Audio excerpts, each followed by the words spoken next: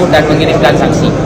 Dan kami sangat berterima kasih kepada Panwakti Aceh dan juga PIP Aceh dan KIPD agar ini benar-benar disesuaikan dan tidak diikuti sesuai dengan hasil C1 di setiap TPS dan setiap desa yang ada di Kabupaten Pidi.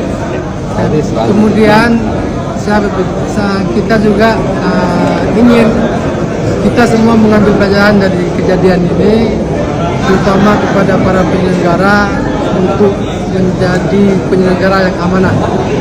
Kita tidak ingin ke depan ada hal-hal seperti ini lagi terjadi. Kita ingin semua berjalan atas koridor aturan yang ada. Dan tentu ini warning untuk para penyelenggara, KIP, PPK dan jajarannya, dan juga untuk para pengawas, panwasli di tingkat provinsi, kecamatan, dan juga sampai ke desa, dan juga kepada semua pihak bahwa memang menjunjung tinggi aturan itu adalah wajib, karena memang itu yang seharusnya kita jalankan. Jadi semoga hal-hal seperti ini tidak terjadi lagi di masa yang akan datang. Ya, tentu saja kami berterima kasih kepada KIP, baik itu dari Aceh ataupun KIP PD. Berterima kasih kepada Panwas.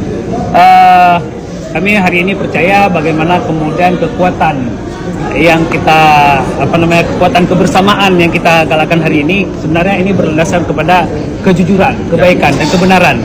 Yang kami tuntut sebenarnya kebenaran itu. Dan alhamdulillah terima kasih kepada yang ini keadilannya sudah dilaksanakan. Ini tentu saja bukan hanya untuk kita tapi juga untuk rakyat Aceh. Kami berjuang hari ini untuk amanah yang telah diberikan oleh rakyat Aceh kepada kami semua. Demikian. Terima kasih kepada seluruh rakyat Aceh. Terima kasih doa dan dukungannya dan support kami berjuang sama kami di jalan kebenaran dan keadilan. Kita berterima kasih banyak untuk seluruh masyarakat Aceh yang mendukung kami. Alhamdulillah, insya Allah.